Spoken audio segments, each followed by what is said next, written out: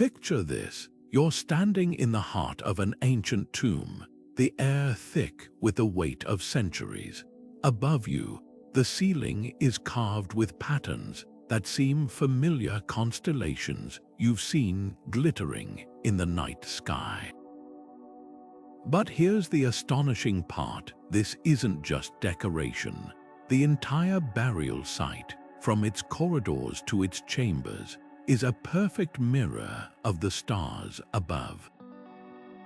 This isn't the plot of a fantasy novel. It's a real, tangible mystery etched into stone by civilizations long gone. Across the globe, from the deserts of Egypt to the jungles of Mesoamerica, ancient builders crafted tombs that didn't just honor the dead, they mapped the heavens. Why would cultures separated by oceans and millennia share this obsession with aligning their graves to the cosmos? What did they know that we're only just beginning to uncover? The answer lies in 28 extraordinary burial sites, each a masterpiece of celestial mimicry. These aren't just random arrangements of stone and earth, they're precise, intentional blueprints of the night sky.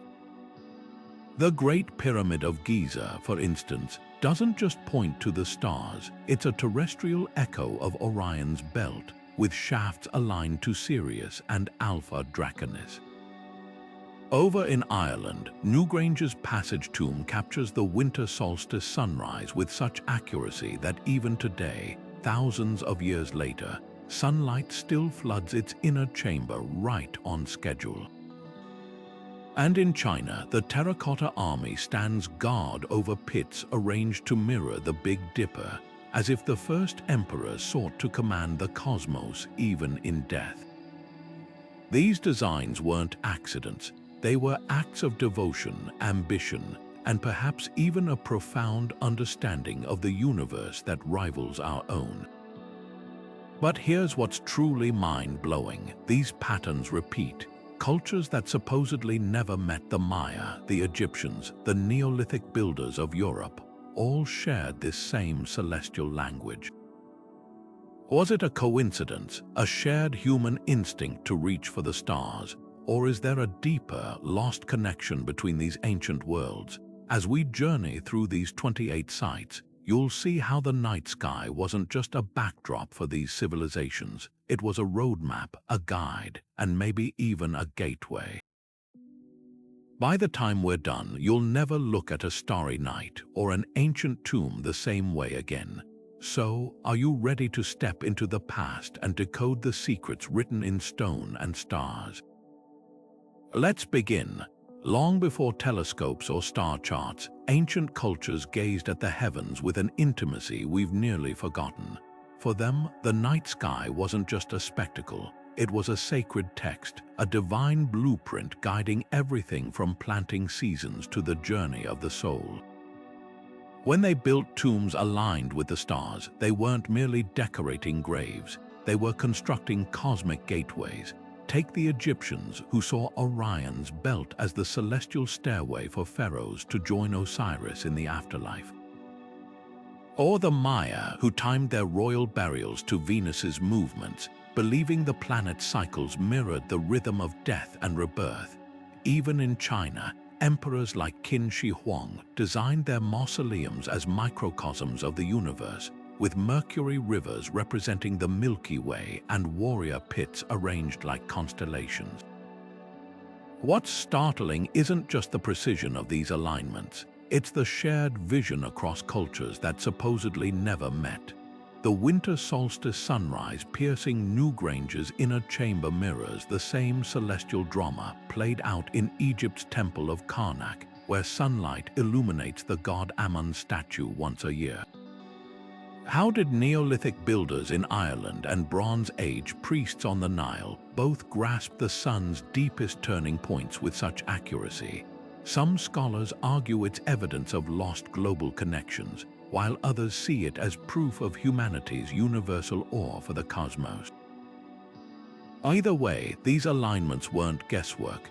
The Maya tracked Venus's 584-day cycle with an error margin of just 2 hours, and Egypt's pyramid shafts target stars with an accuracy rivaling modern laser surveys. The deeper you look, the more these sites reveal a language beyond words. Spirals carved into New Grange's stones might encode solar cycles, while Angkor Wat's towers map the dragon constellation Draco. Even the materials held meaning. Egyptians used northern stars to align pyramids with true north, while China's terracotta army faced east, awaiting the sunrise of eternal rule. These choices weren't arbitrary. They were acts of devotion, power, and perhaps even a silent dialogue with the universe. As we explore each site, you'll notice how the stars didn't just guide the dead, they anchored the living to something greater, a celestial order that still whispers to us across millennia. Decoding the celestial secrets hidden in ancient burial sites isn't as simple as glancing at a star chart and drawing lines. It's a meticulous dance between past and present, where archaeologists and astronomers work hand in hand, armed with tools that would astonish the very builders they study. Take Lidar technology, for example. Lasers fired from aircraft pierce dense jungle canopies or desert sands, revealing hidden structures invisible to the naked eye. These scans create precise 3D models of burial complexes, allowing researchers to measure alignments down to the fraction of a degree. But the real magic happens when these digital reconstructions meet sophisticated astronomy software. Programs like Stellarium can rewind the night sky thousands of years, accounting for subtle shifts in Earth's axis to show exactly which stars or planets would have dominated the horizon when these tombs were built. One groundbreaking technique involves photogrammetry, where thousands of overlapping photographs stitch together a hyper-accurate virtual replica of a site.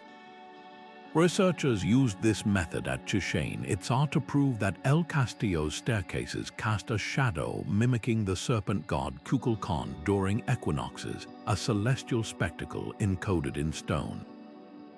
Similarly, ground-penetrating radar has uncovered buried chambers in Peru's Chavin de Huanta, showing how underground passages align with the Southern Cross during key festivals. Yet even with these advances, challenges loom. Centuries of erosion have blurred original sightlines at sites like Kalanish stones, while looters have stolen artifacts that might have held vital clues. In some cases, like the Iron Pillar of Delhi, later construction has altered the surrounding landscape, making it harder to discern original celestial intentions. The detective work doesn't stop with technology. Ancient texts often provide the Rosetta Stone for these cosmic puzzles. Egyptian pyramid texts explicitly describe pharaohs joining Orion in the afterlife, while Mayan codices detail Venus tables used to time royal burials. When researchers at China's Xi'an compared the terracotta army's layout with 2nd century BC star records, the match was undeniable. The warrior pits formed a near-perfect mirror of the Big Dipper, just as historical texts suggested Kinshi Huang sought to replicate the heavens underground. Sometimes the clues are subtler, like Viking sagas mentioning Polaris as the nail of the sky, explaining why the Oseberg ship burial points precisely north. What's truly fascinating is how modern confirmations often validate centuries-old local legends. Irish folklore long claimed New Grange's solstice alignment before archaeologists proved it in 1967. Similarly, Pueblo oral histories described Choco Canyon's buildings as marking the moon's path, later verified by NASA-funded studies. This interplay of high-tech tools and human tradition reveals a profound truth. These celestial floorplans weren't just engineering feats, they were living narratives, meant to be read by both the stars and the people who revered them. As we turn now to the Great Pyramid of Giza, you'll see how one of humanity's oldest monuments might also be its most sophisticated star map. The Great Pyramid of Giza isn't just an architectural marvel, it's a celestial time capsule, meticulously crafted to mirror the heavens. At first glance, its towering limestone blocks and precise geometry awe visitors, but the real magic lies in what you can't see from the ground. The pyramid's three main chambers, the King's Chamber, the Queen's Chamber, and the subterranean chamber aren't randomly placed. They form a near-perfect terrestrial replica of the three stars that make up Orion's belt, Alnitak, Alnilam, and Mintaka. To the ancient Egyptians, Orion wasn't just a constellation. It was the celestial embodiment of Osiris, the god of resurrection and the afterlife. By aligning the pyramid with these stars, the builders weren't just honoring a deity. They were creating a direct pathway for the pharaoh's soul to ascend and join the gods. But the celestial connections don't stop there. The pyramid's narrow air shafts, once dismissed as ventilation channels, actually point with uncanny precision to key stars in the night sky. The southern shaft from the King's Chamber targets Alnitak, the brightest star in Orion's belt, while the northern shaft aligns with Thuban, or Alpha Draconis, which was the North Star when the pyramid was built around 2560 BC. Another shaft from the Queen's Chamber aims directly at Sirius, the brightest star in the sky and associated with Isis, Osiris's consort. These alignments weren't accidental. The pyramid texts inscribed on tomb walls centuries later explicitly describe the pharaoh's soul traveling through these shafts to reach the stars, proving the design was intentional, a stairway to heaven carved in stone. Recent discoveries have deepened the mystery. Researchers using advanced 3D mapping found that the pyramid's base isn't a perfect square but subtly curved, mirroring the arc of the Milky Way as it would have appeared over Giza millennia ago. This suggests the entire structure might be a scaled-down model of the cosmos, with the Nile River representing the celestial river of the Milky Way. Even the pyramid's original smooth casing stones, now mostly gone, were polished to reflect sunlight, making the structure shimmer like a star on Earth. The precision is staggering. The pyramid's sides align almost perfectly with the cardinal directions, deviating by less than a fraction of a degree, a feat modern engineers struggle to replicate without satellite technology. What's most astonishing is how this celestial blueprint transcends mere symbolism. The Egyptians didn't just build a tomb, they engineered a machine for immortality. The pyramid's alignments would have been calculated using nothing more than simple tools like the Merkit, a forked stick used as a sighting device, and centuries of accumulated astronomical observations. The fact that they achieved such accuracy speaks to a sophistication we're still unraveling. As we'll see next at New Grange, this cosmic vision wasn't unique to Egypt. It was a global language of the sacred, written in stone and stars. New Grange stands as one of humanity's most breathtaking celestial clocks, a 5,000-year-old masterpiece of Neolithic engineering that still performs its ancient ritual with uncanny precision. Every year, as the winter solstice dawn approaches, a narrow beam of sunlight slips through a meticulously designed roof box above the entrance, creeping down the 62-foot-long passageway until it illuminates the inner chamber in a golden glow. This phenomenon isn't just a happy accident, it's a deliberate alignment, a marriage of architecture and astronomy designed to mark the year's shortest day, when the sun's power was believed to be reborn. The precision required to achieve this alignment is staggering. The roof box's angle is calculated to within a single degree, ensuring the solstice light reaches the chamber floor exactly as intended, a feat that would challenge modern architects even with laser-guided tools. What makes New Grange even more extraordinary are the cryptic spirals and concentric circles carved into its stones, some of which may encode solar cycles or lunar patterns. Researchers have noted that the tomb's overall shape, with its circular mound and recessed entrance, eerily mirrors the Pleiades star cluster, a celestial marker of seasonal change revered across ancient cultures. The connection between these carvings and the solstice event suggests a deeper narrative, one where death, rebirth, and the cosmos were inextricably linked. For the Neolithic farmers who built it, the winter solstice wasn't just an astronomical event. It was a spiritual turning point, a moment when the veil between worlds grew thin and the dead could commune with the living. Unlike Egypt's pyramids, which glorified individual pharaohs, New Grange feels communal, a monument to collective belief rather than royal ego. Its builders left no written records, but the tomb's alignment speaks volumes. They tracked the sun's movements with such accuracy that their calculations still hold true millennia later, a testament to their deep understanding of celestial mechanics. The tomb's orientation also subtly corrects for atmospheric refraction, the bending of sunlight near the horizon proving these ancient astronomers accounted for optical illusions modern science only began to quantify in the 17th century. Local folklore long hinted at New Grange's solstice magic before archaeologists confirmed it in 1967. Legends spoke of a house of the dead, where light would resurrect the spirits within, a story that now seems less myth and more eyewitness account. The tomb's enduring power is palpable. Even today, witnessing the solstice light, whether in person or through reconstructions, feels like stepping into a primordial ritual. A moment frozen in time where stone, sky, and human ingenuity collide.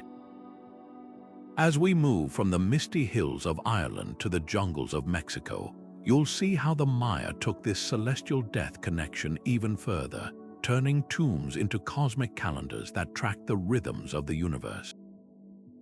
Deep beneath the towering pyramid of Phalanx Temple of the Inscriptions lies one of the most astonishing celestial blueprints ever discovered, the tomb of Pakal the Great. This 7th century Mayan ruler didn't just rest in death, he embarked on a cosmic journey, his sarcophagus nestled within a pyramid that doubled as a portal to the stars. The temple's 9 levels aren't just architectural flourishes, they're a direct representation of Xibalba, the Mayan underworld, each tier symbolizing a step in the soul's descent and eventual rebirth. But what's truly remarkable is how the entire structure aligns with the heavens. The temple's staircase points precisely to the setting sun during the winter solstice, while its corners track the movements of Venus, a planet the Maya revered as the god Kukulkan. The lid of Pakal's sarcophagus tells its own celestial story. Carved into the stone is an intricate scene of the king seemingly suspended between worlds, reclining against a tree that stretches into the cosmos. This isn't just any tree, it's the Huacachan, the Mayan world tree, believed to connect the earthly realm with the 13 layers of heaven. Surrounding Pakal are symbols of the Milky Way, depicted as a twisting serpent, and the ecliptic, the sun's path across the sky. Some researchers argue the imagery isn't just symbolic, but could represent Pakal's soul navigating the cosmos, guided by the very stars the temple's architecture mirrors. The Maya's precision in aligning the temple with Venus is nothing short of breathtaking. They track the planet's 584-day cycle with an error margin of just 2 hours, using these calculations to time royal burials and coronations. Venus wasn't just a celestial body to them, it was a harbinger of war, a marker of time, and a guide for the dead. The temple's orientation ensures that on key dates, the planet's light would have illuminated specific carvings, turning the building into an interactive star map. Even the air shafts within the pyramid align with celestial events, funneling light to the tomb chamber during solstices, much like New Grange's roof box. Phalanx's fusion of astronomy and spirituality reveals a culture that saw no separation between the heavens and the earth. The temple's murals depict rulers communing with gods under star-studded skies, while its inscriptions reference celestial events as if they were entries in a divine ledger. This wasn't just a tomb, it was an observatory, a calendar, and a vessel for the soul, all woven into a single architectural masterpiece. As we leave the jungles of Mesoamerica for China's ancient capital, Xi'an, prepare to encounter another ruler who didn't just gaze at the stars, he sought to command them even in death. Buried beneath a man-made mountain in China's Shaanxi province lies one of history's most audacious attempts to conquer death, the Mausoleum of Kinshi Huang, the first emperor to unify China. While the terracotta warriors guarding his tomb have captivated the world, their true significance goes far beyond their lifelike details. These thousands of clay soldiers aren't just an army, they're stars in a grand celestial map, meticulously arranged to mirror the night sky as it appeared over 2,000 years ago. The main pit, housing the infantry, aligns with the Big Dipper, a constellation the Chinese associated with the emperor's divine authority. Surrounding pits filled with cavalry, archers, and officials form patterns matching other key constellations, transforming the entire burial complex into a mirror of the heavens. This wasn't just art, it was a declaration that Kinshi Huang's power would endure beyond death, extending into the cosmos itself. The emperor's obsession with celestial harmony didn't stop with the warriors. Ancient texts describe his tomb's interior as a miniature universe, complete with rivers of flowing mercury representing the Milky Way. Recent scientific surveys have detected unusually high mercury levels in the soil above the unexcavated central tomb, lending credence to these accounts. Pearls embedded in the ceiling symbolized stars, while mechanical devices allegedly mimicked the movements of the sun and moon.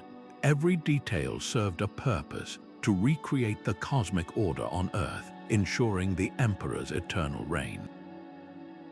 The design reflects the Chinese concept of Changxia, all under heaven, where the ruler's mandate extended to the celestial realm. Unlike Egypt's pyramids, which focused on a pharaoh's ascent to the stars, Kinshi Huang's mausoleum sought to bring the heavens down to him. What's striking is how this vision parallels other global sites while remaining uniquely Chinese. The Big Dipper alignment echoes the celestial patterns of Japan's keyhole tombs and Korea's star mounds, suggesting shared astronomical traditions across East Asia. Yet the Mercury rivers and mechanical cosmos are unparalleled, blending Taoist cosmology with the emperor's unyielding ambition. Even the warrior's east-facing stance holds meaning oriented toward the rising sun. They awaited the dawn of Kinshi Huang's eternal rule. The precision is staggering. Archaeologists have found that the pit's layout matches 2nd century BCE star charts with near-perfect accuracy, proving this was no vague symbolism but a deliberate, calculated replica of the night sky. The mausoleum's most haunting detail might be its unfinished state.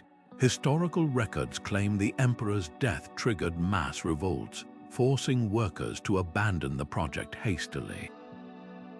Some pits remain empty, their warriors never completed, as if the stars themselves were left half-formed. Yet even incomplete, the site stands as a testament to humanity's timeless urge to merge mortality with the infinite. As we shift our gaze from China's plains to the Andes Mountains, prepare to discover how Peru's Chavin de Huanta wove celestial alignments into a labyrinth of stone, where the Southern Cross guided rituals deep underground.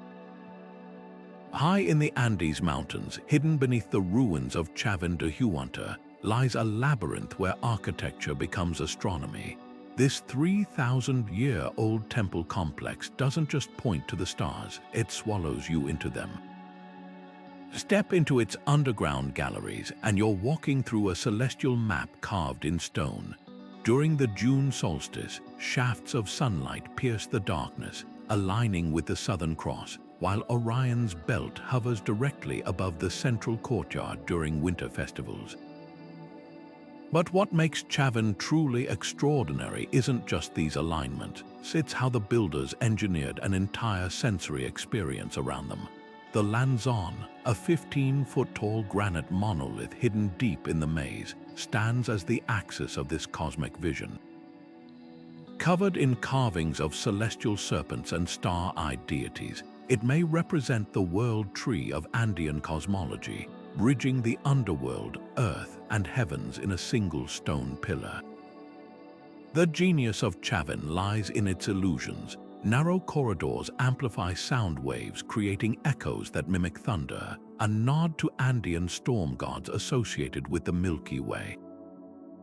Water channels engineered beneath the floors produce rhythmic drips that synchronize with solstice light patterns, turning the entire complex into a multisensory planetarium. Unlike Egypt's pyramids with their clean geometric lines, Chavin's crooked passageways and optical tricks reflect a different worldview. For the Andes' ancient cultures, the universe wasn't a clockwork machine but a living web of connections, where jaguars could become stars and rivers might flow backward into the sky. The temple's disorienting design wasn't accidental, it was a spiritual tool. Pilgrims entering its maze would experience controlled confusion, symbolic death before emerging into the starlit courtyard, reborn under the Southern Cross. Recent Lidar scans have revealed something even more astonishing. The entire complex mirrors the constellation Cygnus when viewed from above, with the Lanzon marking the position of the star Deneb. This celestial mimicry extends beyond architecture. Artifacts found at the site include conch shell trumpets engraved with star maps and gold headdresses whose dangling ornaments recreate the Pleiades cluster. The builders didn't just observe the night sky, they wove it into every aspect of ritual life. Even the temple's location was celestial, nestled at the confluence of two rivers that mirror the Milky Way's bifurcation in Andean myth. What's most striking is how Chavin's astronomy diverges from other global sites. While Egypt's pyramids fixate on solar alignments and China's mausoleums prioritize polar stars, Chavin's focus on the Southern Cross and Orion's belt reveals a uniquely Andean celestial vocabulary. These stars weren't just guides for the dead but markers of seasonal rains and agricultural cycles, proving that for ancient Peruvians, astronomy wasn't abstract, it was survival. As we leave this starlit labyrinth for India's Iron Pillar, consider this. Chavin's builders achieved their cosmic visions without metal tools or written language, using nothing but stone hammers and an intimacy with the night sky that modern humanity has long forgotten. Rising 23 feet above the ruins of Delhi's ancient Mehroli complex, the Iron Pillar stands as a silent sentinel of time, a masterpiece of metallurgy that doubles as a celestial clock. Unlike the grand tombs we've explored, this 4th century marvel isn't a burial site itself, but its purpose is no less profound. Crafted from corrosion-resistant wrought iron so pure it's baffled modern scientists, the pillar's true genius lies in its shadow. During the spring and autumn equinoxes, its elongated silhouette strikes a nearby cluster of burial mounds with pinpoint accuracy, marking the precise moments when day and night hang in perfect balance.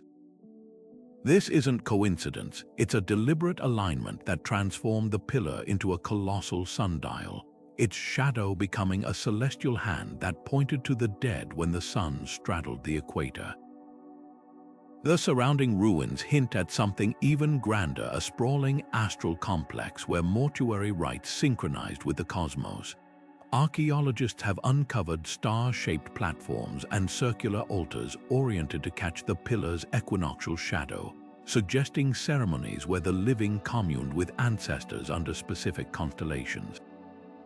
Inscriptions on nearby stones reference the god Vishnu's celestial abode, while carvings depict processions timed to lunar cycles. What makes this site revolutionary is how it democratizes celestial death rituals. Unlike the pyramids or royal mausoleums built for elites, the iron pillars' alignment served a broader community, proving star-guided memorials weren't exclusive to kings and emperors. Recent 3D modeling reveals another layer of sophistication. The pillar's shadow doesn't just mark equinoxes, its gradual shift throughout the year tracks the sun's solstitial extremes, creating a year-long calendar etched in light and darkness. At summer solstice, the shadow barely grazes a now crumbled observation platform, while at winter solstice, it stretches toward a second set of mounds linked to ancestral worship. This dual function challenges everything we thought we knew about ancient Indian astronomy. While most cultures prioritized solstices for their dramatic solar standstills, the pillar's designers gave equal weight to the quieter equinoxes, moments of cosmic equilibrium that may have symbolized the soul's balance between worlds. The pillar's metallurgical mystery only deepens its celestial significance. Its iron composition, 99% pure with a phosphorus-rich coating that prevents rust, suggests the builders saw it as an eternal marker, immune to time's decay like the stars themselves. Local legends claim the pillar was forged from a meteorite, literally embedding celestial material into its structure. Whether myth or fact, the symbolism resonates. Here was an earthly object designed to converse with the heavens, its shadow a bridge between mortal remains and immortal skies. As we prepare to cross continents to Scotland's Micho, remember the cosmos spoke not just through pyramids and temples, but through humble shadows cast by a pillar that refused to rust. Buried beneath the grassy mound of Micho lies a Neolithic masterpiece that bridges two worlds: the ancient astronomers who built it and the Vikings who later claimed it as their own. Like New Grange, this 5,000-year-old tomb on Scotland's Orkney Islands is a precise celestial instrument. Its 36-foot-long entrance passage captures the setting sun during the 3 weeks surrounding the winter solstice, flooding the inner chamber with a golden light that hasn't faltered in millennia. But what makes Micho truly unique isn't just its solar alignment, it's the layers of history etched into its stones. Centuries after its builders vanished, Norse explorers broke into the tomb during a 12th century winter storm, leaving behind the largest collection of runic graffiti outside Scandinavia. Among these carvings is a serpentine dragon, its coils mirroring the constellation Draco, the celestial serpent that circles the northern sky. The duality of Micho tells a remarkable story of cultural continuity. The Neolithic architects who designed it aligned every stone to mark the sun's lowest point, a time they likely associated with ancestral spirits crossing between realms. Then came the Vikings, who recognized the tomb's power and repurposed it, carving their own star-linked symbols alongside runes boasting of treasure and conquest. One inscription even reads, "These runes were carved by the man most skilled in runes west of the sea," a Viking's celestial bragging right etched into an already sacred space. The dragon carving holds particular significance. In Norse mythology, Draco represented Jörmungandr, the world's serpent whose movements caused eclipses. That Vikings chose this symbol inside a solstice-aligned tomb suggests they understood and honored the site's original cosmic purpose. Modern laser scans reveal how meticulously Micho's builders worked. The entrance passage isn't just angled for the solstice sunset. It's engineered to account for Orkney's latitude, with the corridor's slope matching the sun's December descent. The central chamber's cruciform shape may mirror the 4 cardinal directions, while the ceiling's overlapping stone slabs create a corbelled dome resembling the night sky's curvature. Even the exterior mound isn't arbitrary. Its artificial hillock elevates the tomb to precisely catch the solstice light over nearby hills. This level of precision, achieved with nothing but stone tools and naked eye observations, forces us to reconsider what primitive truly means. What's most haunting is how Micho's dual heritage mirrors the celestial phenomena it honors. Just as the winter solstice represents the sun's death and rebirth, the tomb itself died as a Neolithic sacred space only to be reborn in Viking legend. The Norse invaders didn't loot or destroy it, they added to its story, weaving their own cosmic beliefs into its ancient stones. As we leave the windswept Orkneys for Ethiopia's sun-baked highlands, prepare to encounter monolithic Stelli that didn't just align with the stars, they reached for them. Rising like stone arrows shot toward the heavens, the Stelli of Axum stand as Ethiopia's answer to the pyramid's monolithic skyscrapers of the ancient world that fused death, divinity, and the dance of the stars. These towering obelisks, some reaching over 100 feet tall, aren't just memorials. They're precise astronomical instruments carved from single blocks of granite. The largest, the Great Stela, now fallen, once cast a shadow that acted like a celestial finger, pointing directly to hidden burial chambers during the summer solstice. But here's what's truly fascinating. That shadow didn't just mark a date. It traced a sacred connection to Sirius, the brightest star in the night sky. To the Axumites, Sirius wasn't merely a celestial body. It was the abode of a star, their version of the Egyptian goddess Isis, who guided souls to the afterlife. This wasn't coincidence. Trade routes between Axum and Egypt thrived, and with them flowed a shared cosmic language where stars became bridges between worlds. The engineering behind these alignments reveals a sophistication that rivals Egypt's pyramid builders. Each stela's base was meticulously positioned so its shadow would interact with nearby tombs during key astronomical events. The largest burial complex, the Tomb of the False Door, sits precisely where the Great Stela's solstice shadow touches at midday, a moment when the living and dead were believed to commune. Even the Stelli's distinctive notches and false door carvings may have served a dual purpose. While they mirrored Axumite palace architecture, symbolizing the deceased's eternal dwelling, they also functioned as sightlines for tracking lunar standstills. Recent laser surveys show that the angles of these carvings match the moon's 18.6-year cycle, a phenomenon few cultures outside Mesoamerica were known to document.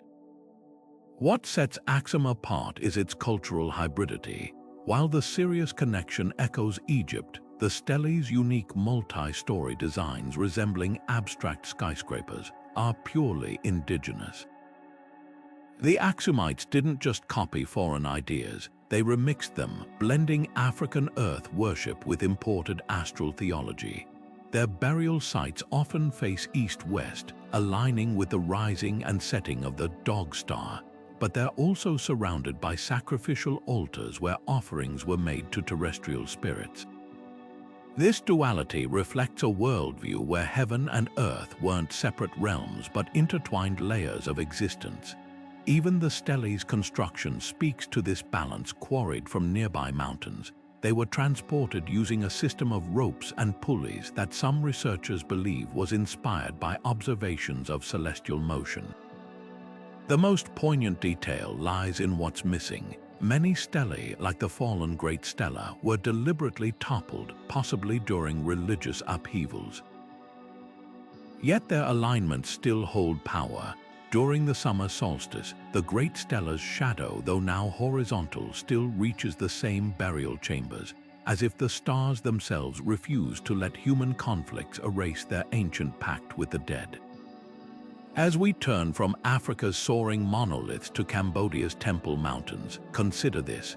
Whether in Ethiopia's highlands or Egypt's deserts, the universal human urge to tether mortality to the cosmos found expression not just in tombs, but in towering stone declarations that death was merely another horizon, one the stars could cross.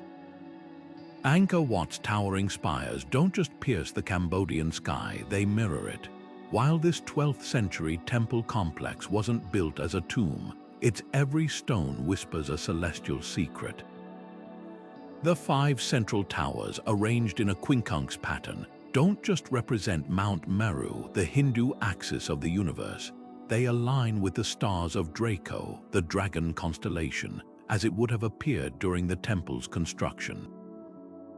Walk the galleries at dawn during the spring equinox, and you'll witness something extraordinary. Sunlight filters through precisely placed apertures to illuminate bas-reliefs of the Hindu cosmos, where gods and demons churn the Milky Way like a cosmic ocean.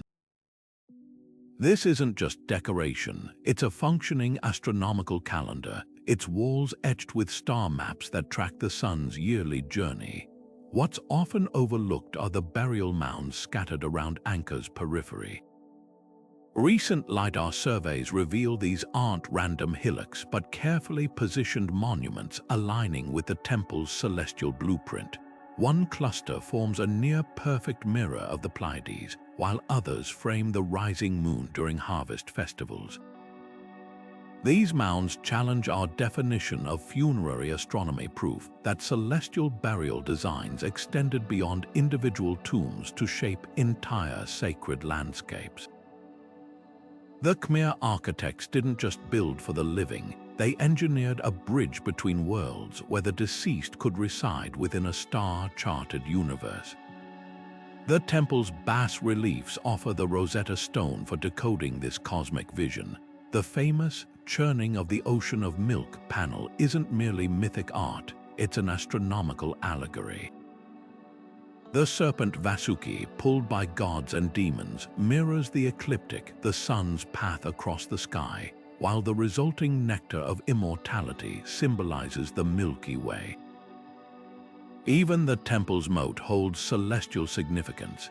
Its rectangular form replicates the ancient Hindu concept of the cosmic sea, with the central towers acting as the pole star around which the heavens revolve. Modern astronomers have discovered something even more profound. Angkor's main causeway points to the sunrise during the winter solstice, but there's a second alignment few visitors notice. Stand at the western gate during the autumn equinox, and you'll see the sun set directly over Phnom Bok, a nearby hill crowned with a temple dedicated to the Hindu god Shiva.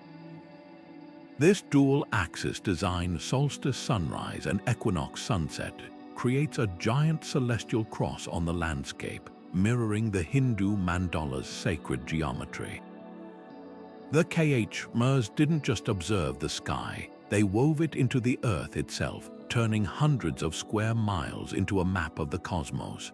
What makes Angkor Wat revolutionary is how it democratized celestial symbolism. Unlike Egypt's pyramids or China's sealed mausoleums, this was a living observatory where priests and pilgrims alike could read the heavens in stone. The temple's alignment precision, achieved without compasses or telescopes, speaks to a mastery of naked eye astronomy that rivals Europe's medieval cathedrals. As we shift our gaze from Cambodia's Temple Mountains to Japan's enigmatic keyhole tombs, consider this. Angkor proves celestial burial traditions weren't confined to graves. They could encompass entire cities, where the boundary between earth and sky dissolved in a dance of shadow and light. Japan's Daisin Coffin isn't just a burial mound, it's a sprawling, keyhole-shaped monument stretching nearly 1,600 feet long, making it one of the largest tombs on Earth. Built in the 5th century for Emperor Nintoku, this colossal earthwork doesn't just honor the dead, it maps the heavens. From above, its distinctive keyhole form, a circular mound connected to a trapezoidal front, aligns with the Big Dipper's 7 stars when viewed from the southern approach, while its central axis points toward Orion's belt. This isn't random symbolism. In ancient Japanese cosmology, the Big Dipper was known as the 7 stars of the Northern Dipper, revered as a celestial chariot that carried souls to the afterlife. The tomb's alignment ensured the emperor's spirit would join this cosmic procession, eternally riding the stars. What's even more striking is how this design echoes across East Asia. In Korea, the Goguryeo Kingdom's star-shaped tombs mirror the same constellations, while China's Kinshi Huang arranged his terracotta army to replicate the Big Dipper, just like Nintoku's burial complex. The similarities aren't coincidental. Trade routes and diplomatic missions crisscross the region, spreading astronomical knowledge alongside goods and ideas. The precision of these alignments suggests more than just shared myths. It hints at a sophisticated network of scholar astronomers who exchanged star charts and surveying techniques. The Daisin coffin's builders likely used polished bronze mirrors to reflect sunlight for alignment, a method also described in Chinese texts from the same era. The tomb's construction reveals another layer of celestial intent. Its moat, filled with water, wasn't just for defense, it acted as a reflective surface, turning the entire complex into a giant astronomical instrument. During the summer solstice, the setting sun's glow would skim the water's surface, casting a path of light that aligned with the tomb's central axis, symbolizing the emperor's journey to the stars. Even the keyhole shape holds cosmic significance. Some scholars argue it represents a union of Earth, the square front, and heaven, the circular mound, a visual metaphor for the emperor's role as the bridge between realms. Local legends add depth to these alignments. Folktales speak of star mirrors buried within the coffin, said to capture the light of specific constellations to guide the emperor's spirit. While archaeologists haven't found these artifacts, they've uncovered star-shaped bronze ritual objects nearby, suggesting the stories might hold kernels of truth.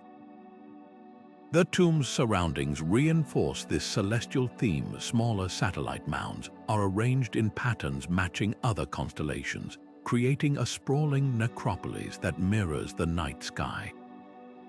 What makes the Daisin coffin truly remarkable is its endurance. Unlike stone pyramids or temples, earthworks erode over time, yet the tomb's alignments remain accurate 15 centuries later.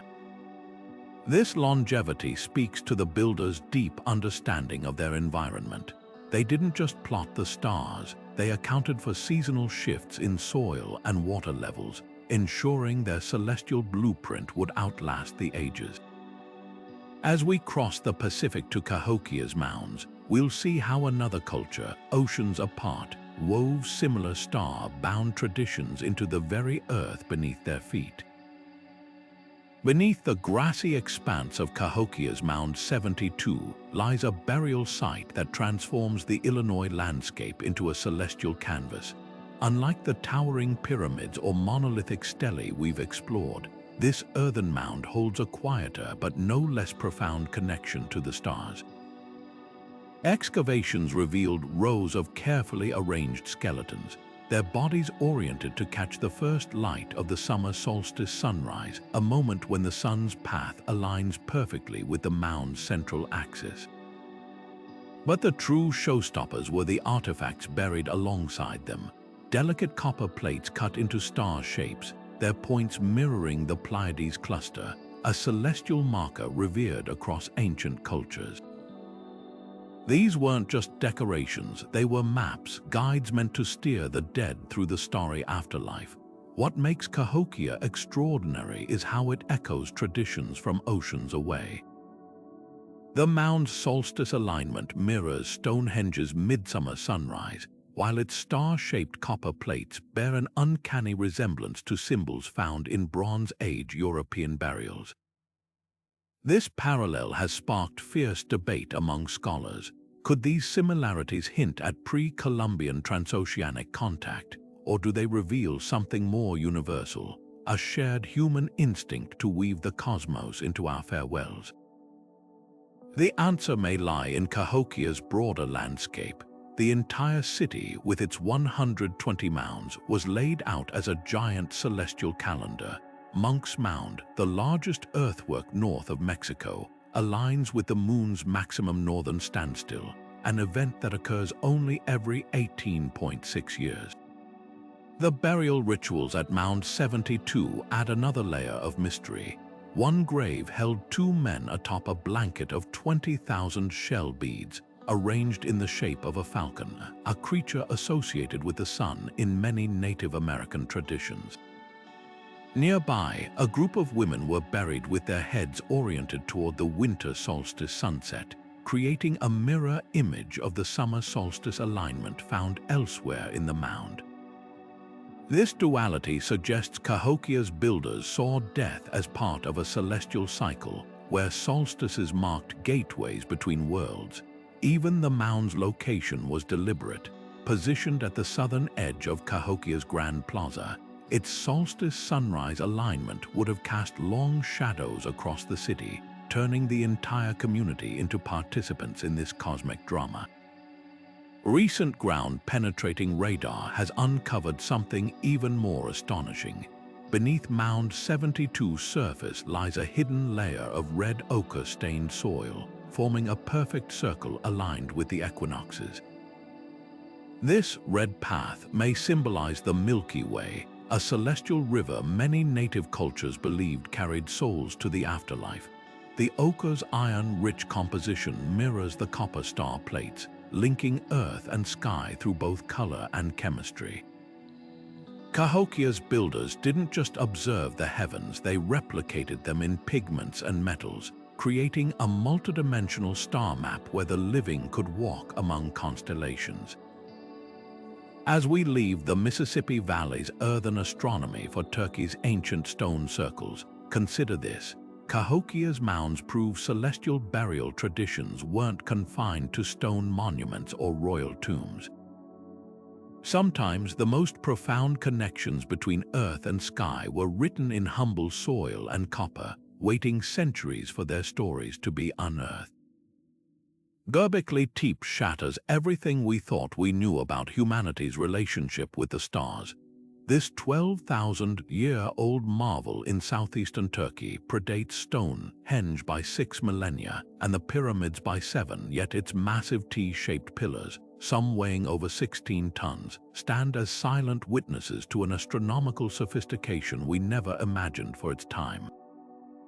Carved with intricate animal reliefs, these pillars aren't just art, they might be the earliest known star maps. One prominent pillar bears a series of fox figures arranged in a pattern that mirrors the Pleiades cluster as it would have appeared in 10,000 BC. Another shows a vulture with outstretched wings, possibly representing the constellation Cygnus, while a scorpion carving aligns with the position of Scorpius during the autumn equinox. These aren't random guesses. Archaeoastronomers have found that the enclosure's circular layouts align with key celestial events. Enclosure D, the largest and most elaborate, has its central pillars positioned to frame the rising of Sirius, the brightest star in the night sky during the summer solstice, a phenomenon that would have bathed the stone carvings in an otherworldly blue glow. What makes Gobekli Tepe revolutionary isn't just its age but its purpose. Unlike later burial sites, this wasn't a tomb, it was a temple, a place where hunter-gatherers gathered to mark the heavens turning. The absence of domestic dwellings suggests it served as a ceremonial hub, where death rituals and celestial observations intertwined. Some researchers propose the T-shaped pillars themselves represent stylized human forms, perhaps ancestors or deities watching over the living from the stars. The site's deliberate burial around 8000 BC adds another layer of mystery. Its builders carefully covered the entire complex with tons of earth, preserving it like a time capsule. Was this an act of reverence, or did they believe sealing the temple somehow anchored its celestial power? The implications are staggering.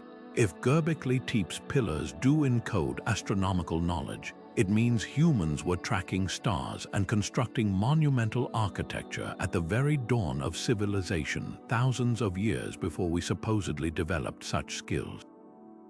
This wasn't just stargazing, it was a systematic effort to embed cosmic order into stone. The site's alignment with Vega, one of the brightest stars in the northern sky, hints at a preoccupation with polar stars long before recorded history. Even the animal carvings may hold celestial meaning.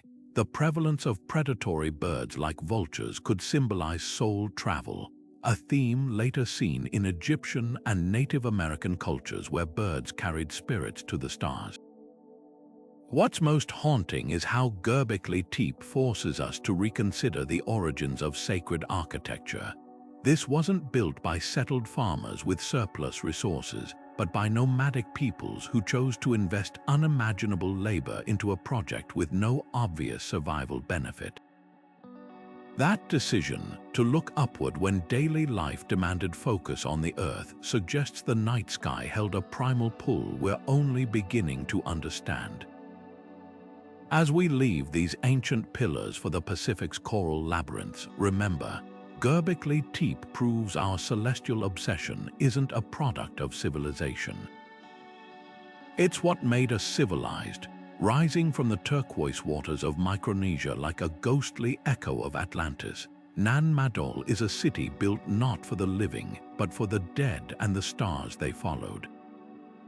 This sprawling network of 92 artificial islands, constructed entirely from basalt logs and coral rubble, transforms at night into a celestial mirror. Its labyrinthine canals align with breathtaking precision to the rising point of the Pleiades, the star cluster Pacific Islanders called Matariki, their guiding light across thousands of ocean miles. But here's what's truly astonishing. The tombs of Nan Madol's chieftains aren't just oriented toward these stars, they're designed as celestial vessels. Each burial vault's entrance faces the Pleiades' zenith position, as if the stone walls themselves were prows of canoes waiting to carry spirits on their final voyage across the cosmic sea. This fusion of practical navigation and spiritual journey makes Nan Madol unique among the world's celestial burial sites. While Egypt's pyramids aligned with stars for divine ascent and Ireland's New Grange captured solar rebirth, Nan Madol's architects, the Sordelor dynasty, engineered something different, a necropolis where death was perpetual navigation. The main burial complex, Nan Dawas, contains vaults shaped like overturned canoes, their curved ceilings mimicking the hulls that once carried these islanders across the Pacific.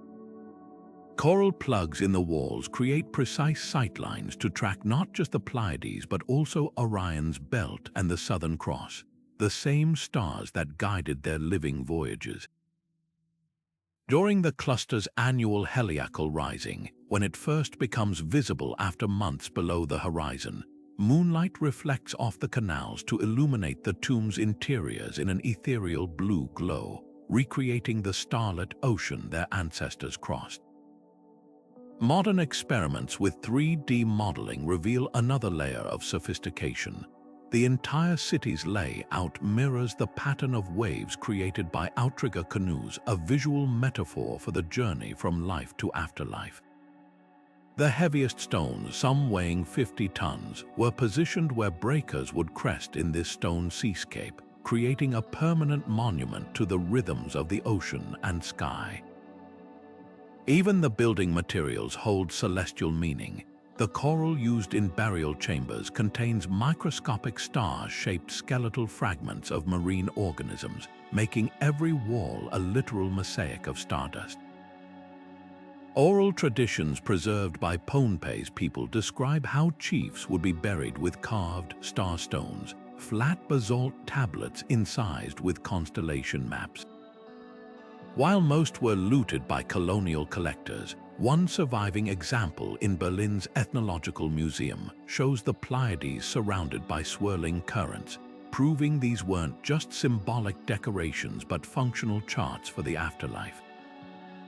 The tomb's strategic placement at the meeting point of 4 major canals suggests they served as spiritual harbors, places where the deceased could embark when the stars aligned.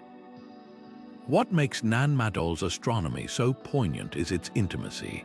Unlike the grand pyramids or towering Stelli built to awe, these coral canals and basalt tombs feel like a whispered conversation between generations of navigators and the stars that guided them.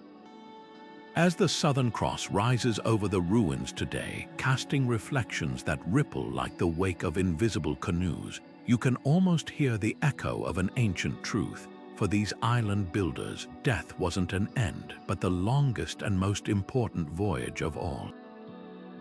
Now, as we cross 12,000 miles and 3 millennia to Bronze Age Germany, we'll encounter an artifact that fits the night sky into the palm of your hand. Buried beneath a German forest for over 3,600 years, the Nebra sky disk is no ordinary artifact. It's the oldest known portable star map, a bronze masterpiece that fits the cosmos into the palm of your hand.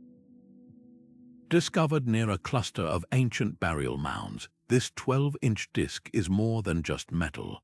It's a window into how Bronze Age Europeans saw death as a journey written in the stars. The disk's gold inlays aren't random decorations, they form precise celestial markers.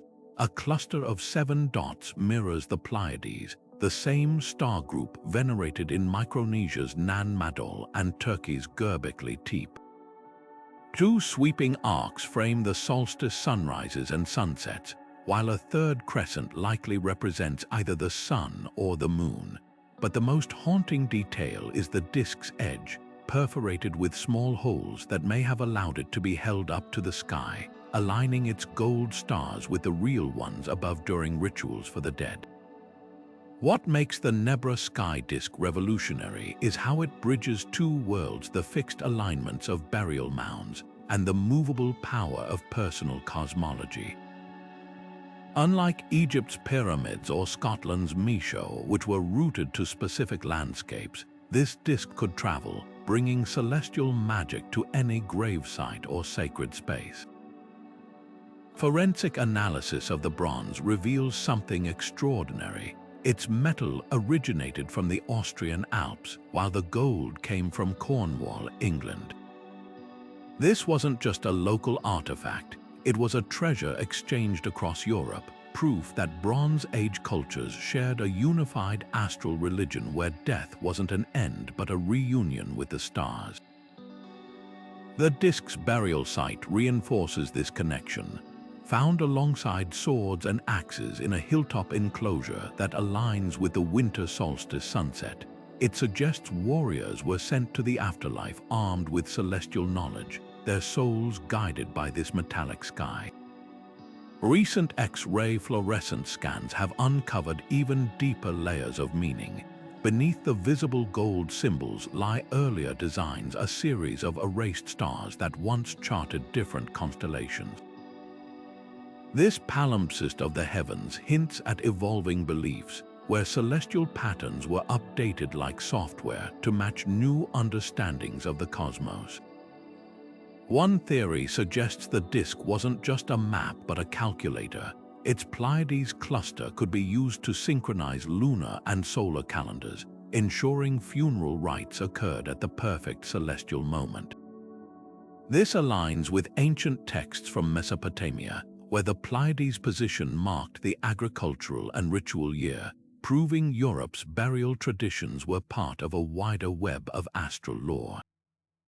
The disk's most poignant feature might be its imperfections. Unlike the flawless geometry of Egypt's pyramid shafts or the precise alignments of New Grange, the Nebra sky disk stars are slightly asymmetrical, its gold appliques applied by human hands that trembled with the weight of the cosmos. These tiny irregularities make it feel profoundly personal, a handheld guide to the afterlife, crafted not by detached astronomers but by mourners and priests who believed the stars were close enough to touch. As we leave Central Europe's forests for the rose-red cliffs of Petra, remember this: the Nebra sky disk proves celestial burial rites weren't confined to stone and earth. Sometimes the most powerful connections between death and the stars were small enough to carry, yet vast enough to hold an entire universe. Petra's rose-red cliffs hide more than just breathtaking architecture. They cradle celestial secrets carved into stone. The monastery tomb, with its towering 45-meter-high facade, isn't merely an engineering marvel. It's a solar timepiece.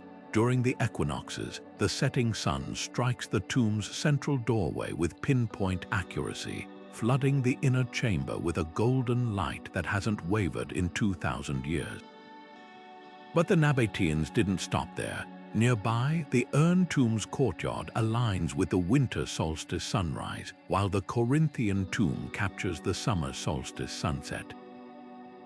These aren't coincidental orientations. The Nabateans, master traders who connected Arabia to the Mediterranean, absorbed star lore from every caravan route, blending Babylonian astronomy with Egyptian solar cults and Greek cosmology. Their tombs became stargates, portals where deceased kings, bathed in celestial light, could ascend to join the gods. What makes Petra's alignments extraordinary is their rock-cut precision.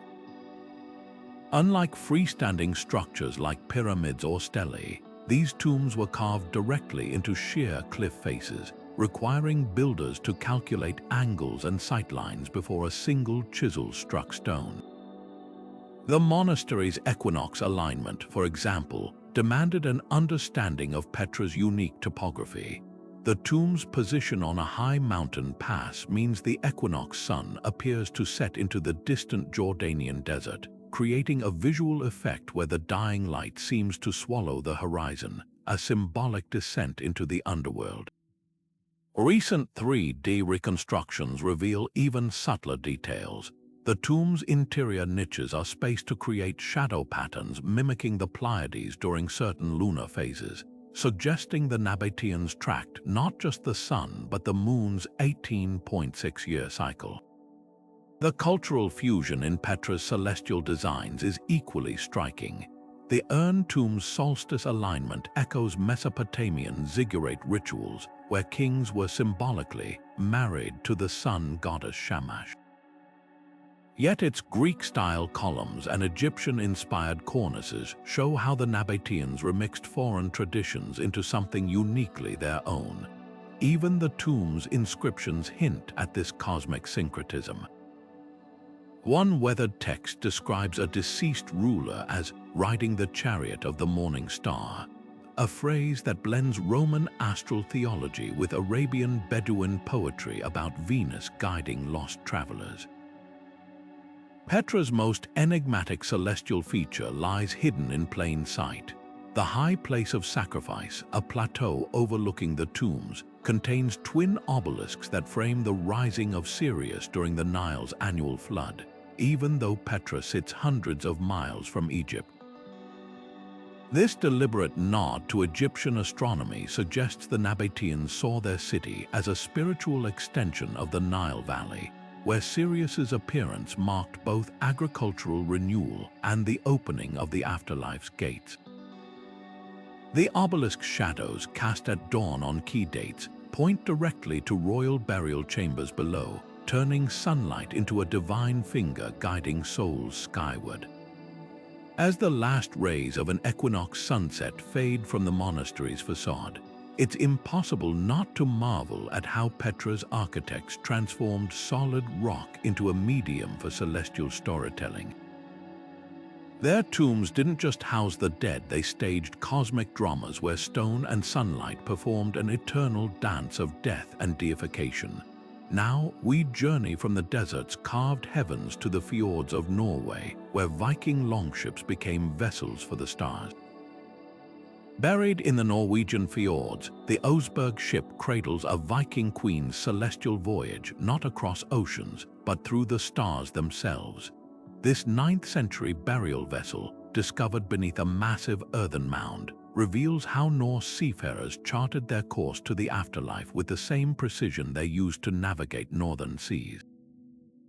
The ship's prow doesn't just face any direction, it points precisely toward the winter solstice sunrise, aligning with Polaris, the unmoving nail around which Norse cosmology believed the heavens revolved.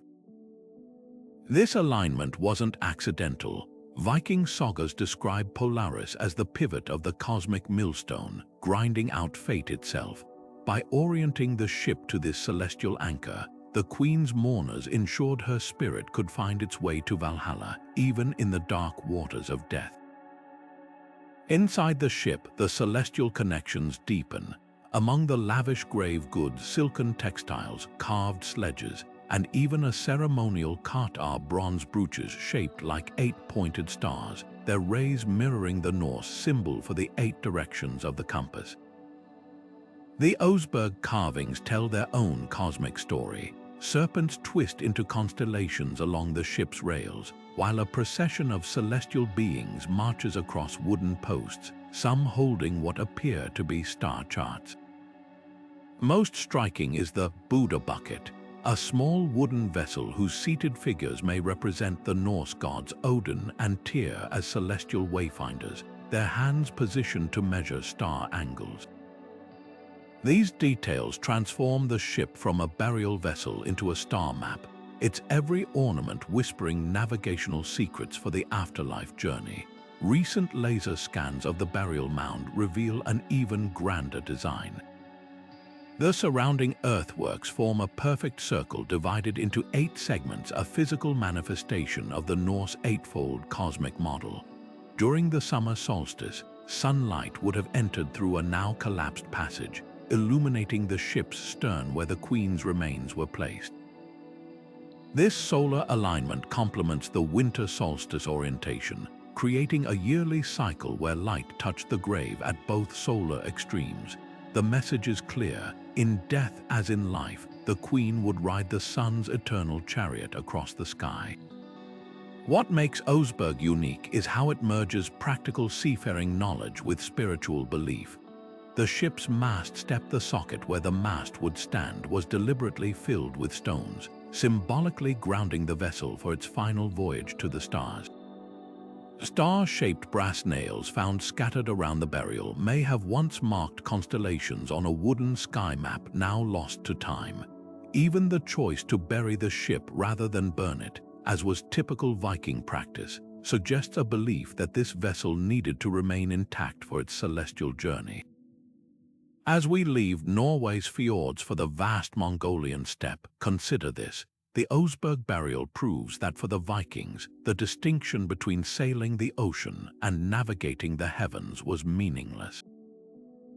Both were acts of faith, skill, and cosmic wonder, a reminder that even the most earthbound cultures lift their eyes to the stars when facing life's final horizon.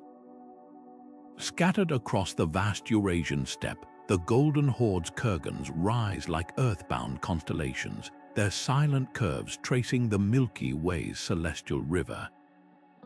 These Mongol burial mounds, built between the 13th and 14th centuries, aren't just graves, they're nomadic star maps frozen in soil. Unlike Egypt's static pyramids or Europe's solstice-aligned tombs, the kurgans shift orientation as they span the steppe, mirroring the seasonal migration patterns of the stars above. A kurgan near the Volga River might align with the Milky Way's summer zenith, while another in Kazakhstan angles toward its winter position, creating a sprawling network of earthly waypoints that track the heavens' endless dance. This wasn't just poetry in motion, it was a profound expression of Tengriist belief, where the sky god Tengri's breath flowed through the Milky Way, carrying souls to eternity. The artifacts buried within these mounds reveal how deeply astronomy shaped Mongol funerary rites. Star-engraved bronze mirrors placed atop the deceased's chest weren't vanity items. They were spiritual compasses, their reflective surfaces meant to capture and guide starlight downward. Some mirrors feature intricate perforations forming the Pleiades cluster, while others depict the North Star as a central boss surrounded by smaller star-punched holes. These designs echo descriptions in the secret history of the Mongols, where fallen warriors are said to ride stars home. Even the kurgan's construction materials held cosmic meaning. Excavations show builders layered black soil from riverbeds beneath white quartz gravel, recreating the night sky's contrast on the steppe floor, a microcosm where the dead rested between earthly darkness and celestial light. What's most remarkable is how these alignments adapted to nomadic life. While sedentary cultures built fixed monuments like Stonehenge, the Mongols engineered portable astronomy.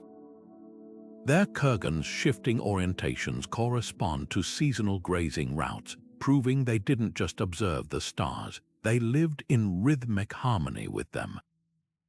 A 14th-century Persian chronicle describes Golden Horde funeral processions pausing at specific locations to correct the mound's spine, using star sightings, ensuring each kurgan aligned with the Milky Way as it appeared that night. This fluidity challenges our modern divide between the practical and spiritual. For these horse lords, navigating the steppe and navigating the afterlife were one and the same skill, honed under open skies where the Milky Way served as both road map and sacred pathway. Recent drone surveys have uncovered an even grander pattern. Groups of kurgans form arrow-like arrangements pointing to the celestial pole, while solitary mounds often mark where key stars like Vega or Altair touched the horizon during the deceased's birth or death. The largest recorded kurgan complex at Yukok Plateau in Siberia spans 12 square miles with over 200 mounds arranged in a spiral mimicking the Milky Way's twist. Here, frozen permafrost preserved organic materials rarely found elsewhere, felt shrouds embroidered with gold thread constellations and leather horse masks adorned with silver star pendants. These finds suggest the Mongols didn't just bury their dead under the stars, they dressed them for a celestial journey, transforming human remains into cosmic travelers. As the Golden Horde's empire fragmented, so too did their astronomical traditions. Later kurgans built under Islamic influence lose the Milky Way alignments, their orientations shifting toward Mecca. Yet the earliest mounds stand as testament to a world view where death wasn't an end, but a migration as natural as the seasons, where souls rode the star winds across the eternal blue sky. Now our journey takes us from the open steppe to the misty moors of Scotland, where standing stones guard lunar secrets older than the Mongol Empire itself. On the windswept Isle of Lewis, Scotland's Callanish stones rise like fossilized giants from the peat, a silent congregation of granite pillars that whisper secrets of the moon's most dramatic dances. Unlike the solar-focused megaliths of Stonehenge or Grange, this 4,000-year-old stone circle charts a different celestial rhythm, the lunar standstill, an event that occurs only every 18.6 years when the moon reaches its farthest northern and southern extremes. The tallest central monolith, towering 15 feet high, acts as a celestial gnomon, its shadow stretching toward outlying stones that mark the moon's lowest path along the horizon. But the real magic happens beyond the main circle. Nearby burial cairns are positioned so that during major lunar standstills, the moon's silvery light would have slid perfectly down their narrow passageways, illuminating chambers where bones and artifacts rested, a ghostly spotlight timed to the cosmos' slowest heartbeat. What makes Callanish extraordinary is how it inverts the usual prehistoric preoccupation with the sun. While solar alignments marked daily and yearly cycles, the moon's more complex patterns required generations of observation to decode. The stone's arrangement suggests Neolithic astronomers here tracked not just the moon's monthly phases but its long, graceful wobble across decades. Recent 3D simulations reveal that when viewed from the circle's center during a major standstill, the moon appears to skim the ridges of the distant Clisham Hills, creating an illusion of the celestial body being cradled by earth and stone. This interplay between landscape and cosmos transforms Callanish into more than an observatory. It becomes a theater where the moon performs its most rare and sacred movements for an audience of the dead. The burial practices here add another layer of mystery. Excavated cairns contain bones placed in distinct lunar phases, new moon burials for infants, crescent moon interments for warriors, full moon deposits for elders suggesting death rites were synchronized to the moon's cyclical rebirth. One particularly poignant discovery was a chamber holding a woman's remains surrounded by 28 white quartz pebbles, mirroring the moon's 28-day cycle. This lunar arithmetic extends to the site's architecture. The main circle has 13 primary stones, matching the number of lunar months in a solar year, while radiating avenues contain 19 stones, the exact number of years it takes for the moon's phases to realign with the solar calendar. Local legends preserved by Gaelic communities speak of the stones as frozen giants punished for refusing Christianity, but older traditions hint at deeper truths. Folktales describe moon doors appearing between certain stones during standstills, allowing spirits to pass. Modern archaeologists have found evidence supporting this. Acoustic tests show that during lunar extremes, wind produces eerie harmonic frequencies when rushing between the pillars, as if the stones themselves sing to welcome the moon's return. The site's original name, Tursachin Chalonais, translates to the place where voices echo, a fitting title for a landscape where stone, sky, and sound conspire to honor the dead. Chalonish's lunar obsession offers a vital counterpoint to Europe's solar-aligned monuments. Here, death wasn't a fiery ascent to the sun, but a cool, reflective journey guided by the moon's gentle light, a reminder that ancient cosmologies were as diverse as the cultures that birthed them. As we cross the Atlantic to Choco Canyon, where sandstone walls hold stories written in sunlight and shadow, consider this: Chalonish proves the night's lesser light could shine just as brightly in the eyes of those who knew how to watch. Beneath the towering sandstone cliffs of Choco Canyon, the ancestral Puebloans engineered a celestial masterpiece where every wall, petroglyph, and burial told a story written in the language of the stars. Pueblo Bonito, the canyon's largest great house, isn't just an architectural marvel, it's a lunar observatory built with staggering precision. Its rear wall runs perfectly straight for nearly 150 feet, aligned to catch the moon's most extreme northern standstill, an event that occurs only once every 18.6 years. During this rare lunar pause, moonlight floods through strategically placed windows, casting elongated shadows that slither like serpents across ceremonial kivas, a deliberate echo of Puebloan creation myths where celestial serpents bridged the underworld and the heavens. But the lunar connections don't stop there. Excavations have unearthed burials containing turquoise mosaics arranged in patterns mirroring the Pleiades and Orion, their blue-green stones shimmering like fragments of the night sky brought to Earth.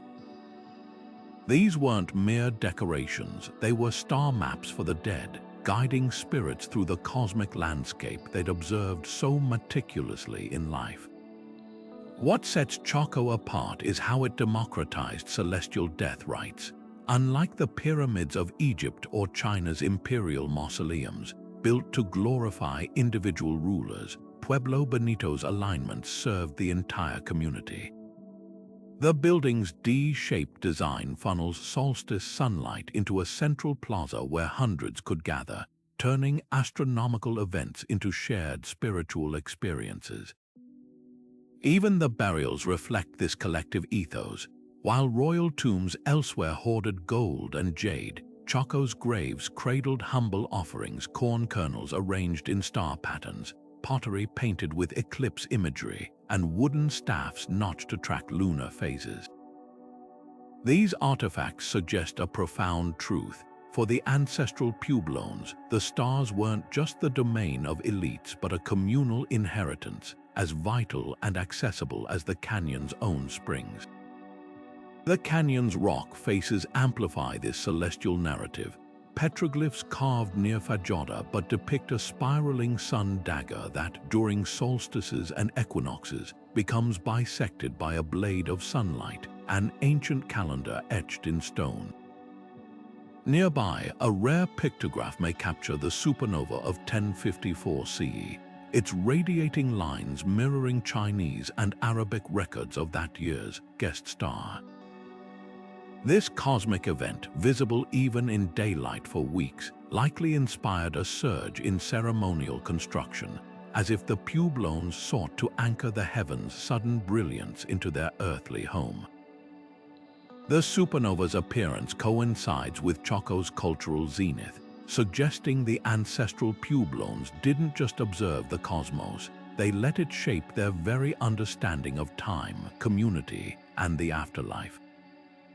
Choco's most haunting celestial feature lies hidden in plain sight. The canyon's 30-mile road system, long assumed to be trade routes, actually forms a massive terrestrial star map.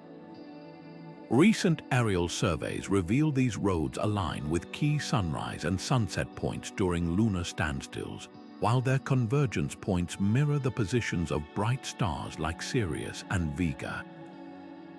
Some roads lead to isolated shrines where excavations have uncovered astronomer burials, skeletons surrounded by tally sticks used for tracking eclipse cycles.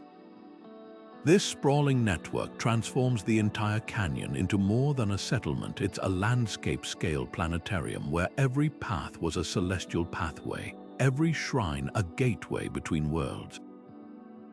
As we leave the sun-baked mesas of New Mexico for the volcanic shores of the Canary Islands, consider this: Choco's genius wasn't in its grandeur but in its intimacy. Here, astronomy wasn't locked away in priestly chambers but woven into the fabric of daily life, a shared language of shadows and stars that turned death from an ending into a continuation of the cosmic rhythms the living had spent lifetimes learning to read. Nestled within the volcanic heart of the Canary Islands, the Grange cave tombs whisper secrets of a people who turned stone and sunlight into a celestial compass. These labyrinthine tunnels, carved into the soft tuff by the indigenous Granges over 1,000 years ago, come alive during the summer solstice, when the rising sun spears through their entrances to illuminate burial chambers hidden deep within. Unlike the grand pyramids or towering Stelli of other cultures, these caves humble visitors with their simplicity, yet their astronomical precision rivals any monument we've explored. The main tunnel of the Belmoco Cave complex on La Palma Island, for instance, angles exactly 14 degrees northeast, a trajectory that frames the solstice sunrise behind the distant peak of Mount Tade like a cosmic bullseye. But here's what's truly remarkable. This alignment isn't just symbolic. Excavations have uncovered star-shaped clay idols placed along the illuminated path, their 7 points mirroring the Pleiades cluster, the same stars that guided the Grange's agricultural calendar and marked the solstice across the Atlantic in places like Choco Canyon and New Grange.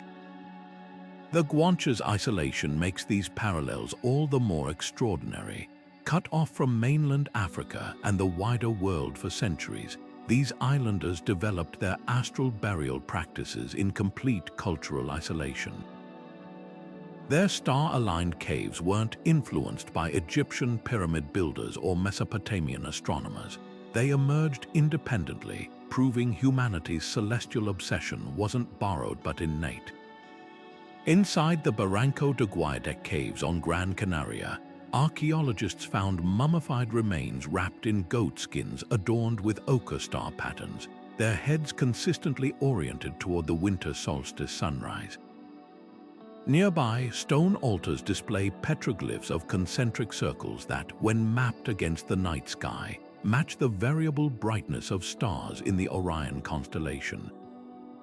This level of naked-eye astronomical detail suggests the Granges didn't just worship the stars, they documented their subtlest behaviors, turning caves into cosmic diaries where light and shadow replaced ink.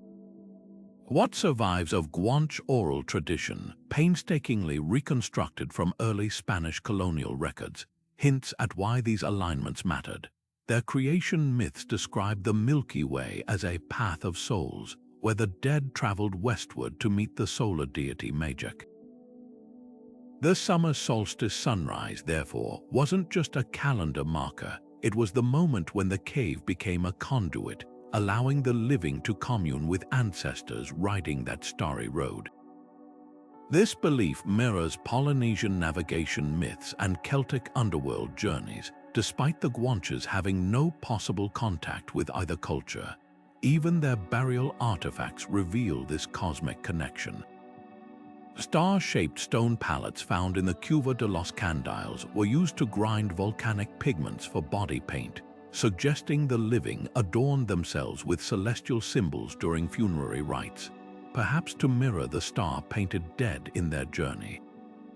Recent thermal imaging has uncovered hidden chambers in the Tenerife cave systems where temperature fluctuations match solstice light patterns, revealing previously unknown star windows cut into the rock. These narrow apertures, invisible to the naked eye, project pinpoints of sunlight onto specific burial niches during astronomical events.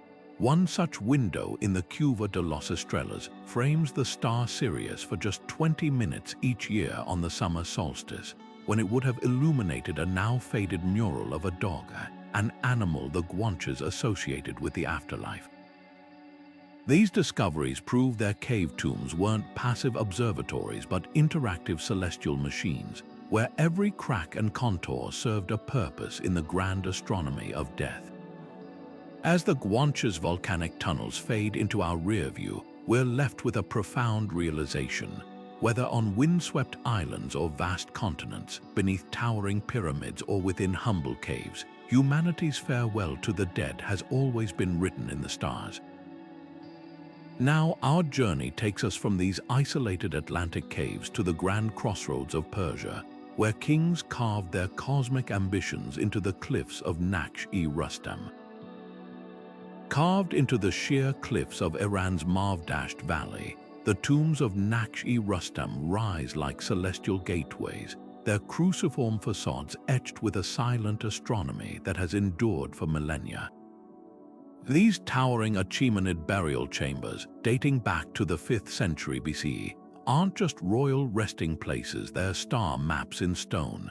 Each of the 4 tombs, though built for different kings, shares an identical alignment. Their central crosses point unerringly toward the celestial pole, the unchanging pivot around which the ancient Persian sky revolved. This wasn't mere decoration. To the Zoroastrian priests who designed them, the celestial pole represented the throne of Ahura Mazda, the god of light, and the tomb's alignment ensured each entombed king would forever bask in divine radiance. The reliefs beneath the facades drive this point home. Kings stand frozen in stone, their outstretched hands receiving beams of heavenly light from a winged disk symbolizing the sun's eternal journey.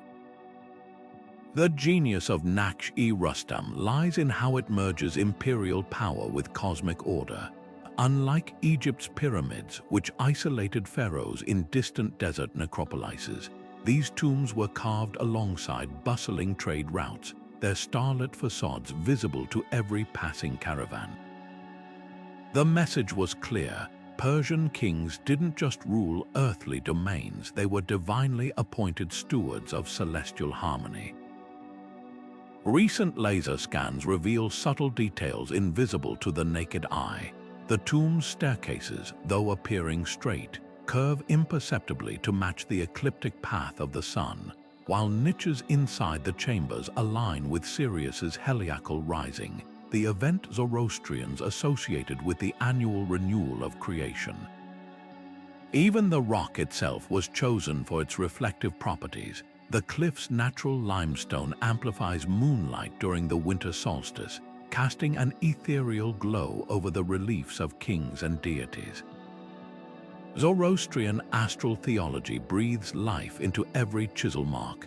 The Faravaha symbol, a winged figure hovering above each tomb, isn't just a generic divine image. Its precise positioning mirrors the constellation Cygnus, known in Persian astronomy as the bird of the Faravaha, believed to carry souls between worlds. The tomb's cruciform shapes take on deeper meaning when viewed through this lens. Rather than a Christian cross centuries older than Christianity, They represent the four sacred directions of Zoroastrian cosmology, each arm pointing to a star that marked seasonal changes: Vega for spring, Antares for summer, Fomalhaut for autumn, and Aldebaran for winter. This design transformed death into a cyclical journey, where kings didn't decay but rotated through celestial seasons like the stars themselves. What makes Naqsh-e-Rustam uniquely Persian is its fusion of the monumental and the intimate. While the facades awe with their scale, the burial chambers whisper with personal touches. Silver plaques found in Darius I's tomb bear inscriptions of the king's favorite constellations, while residue analysis on the walls reveals traces of cobalt blue paint mixed with ground lapis lazuli, a deliberate recreation of the night sky's deepest hues. Even the acoustics were engineered for celestial theater. Chant a Zoroastrian hymn in the central chamber, and the sound reverberates at a frequency that matches the ancient Persian musical mode for cosmic harmony, a sonic metaphor for the soul's ascent.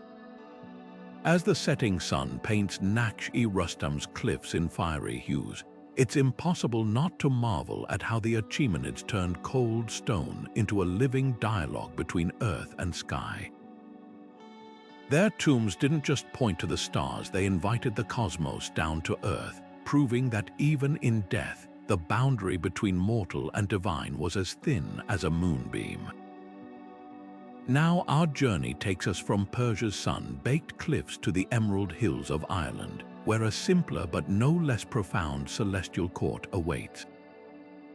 Rising from the grassy plains of Ireland's ancient royal seat, the Mound of the Hostages at Tara is more than just a burial site. It's a Neolithic timekeeper that has marked the equinoxes for over 5,000 years.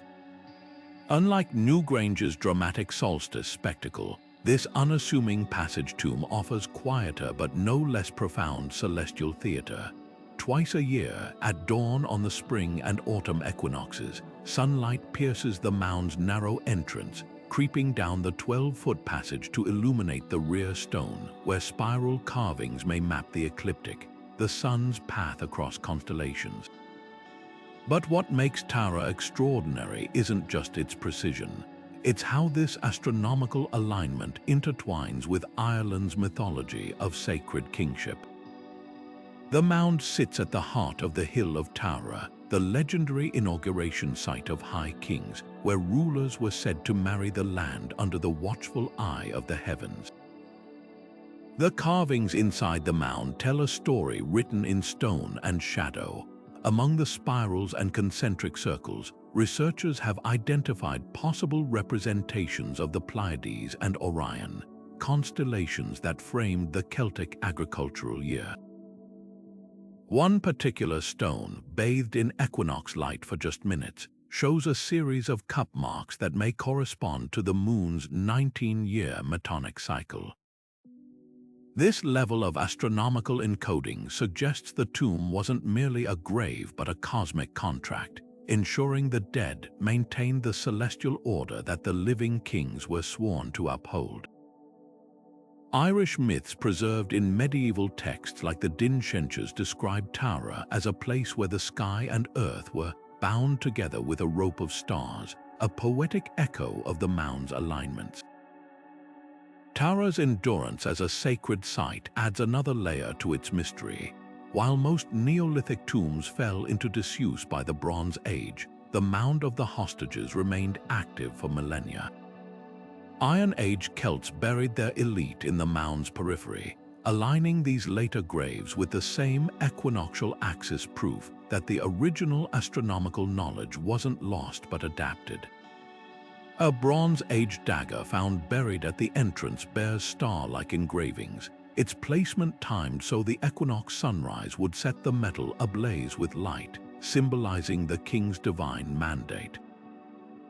Even in the Christian era, Tara retained its cosmic significance. The Lia Fail, or Stone of Destiny, used in kingly inaugurations just yards from the mound, was said to roar when touched by the rightful ruler, a tradition some scholars link to acoustic properties that amplify equinox sunrise ceremonies. What sets Tara apart from other celestial tombs is its living legacy.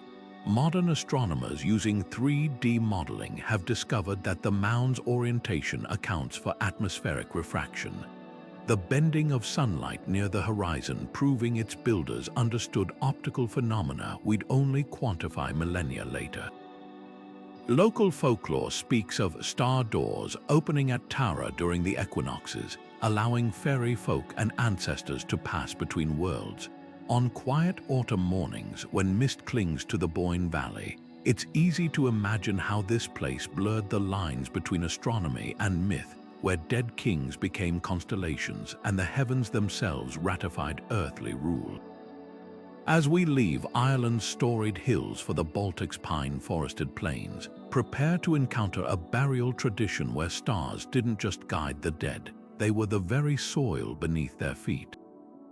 On the forested hills of Kernave, Lithuania, medieval graves whisper an ancient secret. The dead here rest in perfect alignment with the midsummer sunrise, a celestial embrace that bridges pagan and Christian worlds. These burial mounds, dating from the 10th to 14th centuries, don't just face east, they precisely target the solstice dawn on St. John's Day, a Christian feast layered over the older Baltic festival of Rassos. This wasn't accidental piety. Excavations reveal that beneath the cross-marked grave markers lie older artifacts, amber amulets carved with solar wheels and iron brooches shaped like the constellation Sol, the Baltic sun goddess's chariot. The grave's alignment retains the precision of pre-Christian star lore, even as the rituals above ground adopted new names and symbols. What makes Kernave extraordinary is how it captures astronomy in flux. As Christianity spread across the Baltics, old celestial traditions didn't vanish, they transformed. The St. John's Day sunrise, now celebrated as the feast of John the Baptist, once marked the pagan solstice festival of Kupol, when bonfires lit hilltops to mirror the stars. The grave's orientation became a silent compromise. The dead faced the same solar rebirth their ancestors had venerated, now cloaked in Christian liturgy. Recent Lidar scans show this duality etched into the landscape. The hillfort's burial ridges form a radial pattern matching the rays of a 16-pointed sun symbol found on excavated shields, a design echoing both the Christian Star of Bethlehem and the pagan Sun Cross. The artifacts tell a deeper story. One warrior's grave contained a sword with a pommel inlaid with celestial symbols, a crescent moon flanked by two stars, likely representing the morning and evening appearances of Venus. This wasn't mere decoration.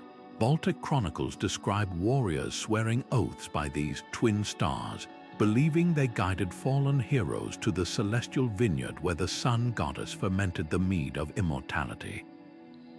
Nearby, a woman's burial held a unique astrological tool, a bronze disc with perforations that, when held toward the solstice sunrise, project light patterns matching the Pleiades' position above Kernave. These finds suggest the site's astronomy was more than ritual. It was a living science passed down through generations even as religious labels changed. Local folklore preserves what archaeology can't. Legends speak of the hill that remembers, where shadows cast by standing graves on St. John's Day outline the constellations of the summer sky. Modern reenactments prove these tales aren't fantasy. At dawn on June 24th, the longest grave markers cast shadows that stretch toward a now-vanished wooden temple, their lengths exactly matching the altitude of the midsummer sun 2,000 years ago.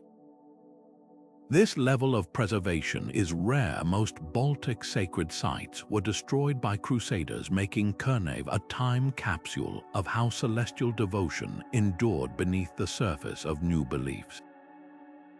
As mist rises from the Neris River at dawn, Kernave's graves remind us that the stars outlast all earthly religions. Whether pagan or Christian, the human urge to tether death to the cosmos persists, not as rebellion or surrender, but as a quiet acknowledgement that some truths are written not in scripture, but in the unwavering light of the rising sun. Now our journey descends from Lithuania's amber-lit hills to the rugged cliffs of Georgia's Caucasus, where another culture carved its celestial dreams into stone. Carved into the cliffs above Georgia's Mtkavari River, Uplistsik's labyrinth of caves and tunnels hides a celestial secret in its very bones. This sprawling rock-cut city, inhabited since the Bronze Age, isn't just a marvel of ancient engineering, it's a monument to the stars, where tombs and temples align with the wingspan of Cygnus, the swan constellation revered across Georgian myth as the carrier of souls. Walk through the narrow stone corridors at dusk, and you'll notice something extraordinary. The dying sunlight filters through strategically placed apertures, casting the constellation's distinctive cross-shaped pattern onto burial chambers carved deep within the rock. This isn't random artistry. Local legends describe Cygnus as the soul bird that guided the dead to the afterlife, a belief echoed in the tomb carvings where winged figures soar alongside star maps etched into the ceilings. The genius of Uplistsik lies in its layers of cosmic symbolism. Pre-Christian pagan shrines, their altars oriented to the summer solstice sunrise, sit shoulder to shoulder with medieval Christian chapels where frescoes of saints blend seamlessly with older celestial motifs. In one remarkable fusion, a 9th century church's apse aligns with Vega, Cygnus's brightest star, while its floor mosaics depict the Milky Way as a river of light, a direct borrowing from pre-Christian Georgian cosmology. Even the city's name whispers of this astral connection. Uplistsik translates to Fortress of the Lord, but older oral traditions suggest it once meant the place where the sky leans down. This duality reflects Georgia's historical role as a crossroads, where Zoroastrian star worship met Byzantine Christianity and pagan astronomy merged with Orthodox liturgy. Recent laser scans have uncovered how precisely Uplistsik's architects mirrored the heavens. The main burial complex, a honeycomb of rock-cut chambers, aligns with Deneb, Cygnus's tail star, during the autumn equinox, when Georgian harvest festivals honored the dead. One tomb's ceiling features a relief map of the night sky as it appeared in 500 BCE, with Cygnus positioned directly above a stone sarcophagus shaped like a swan's outstretched wings. Nearby, hidden niches held astrological artifacts, bronze amulets engraved with star positions and clay tablets marking the 18.6-year lunar cycle. These finds reveal a sophistication that rivals better-known sites like Stonehenge or Chichen Itza, proving Georgia's ancient stargazers were master astronomers in their own right. What makes Uplistsik truly haunting is how its celestial language evolved without breaking stride. When Christianity arrived in the 4th century, the swan-shaped tombs weren't destroyed, they were rededicated. Crosses were carved alongside older star symbols, and the Cygnus alignment was reinterpreted as the Cross of Saint Nino, Georgia's patron saint. In the Church of the Sun, built directly over a pagan solar shrine, the original solstice light alignment was preserved.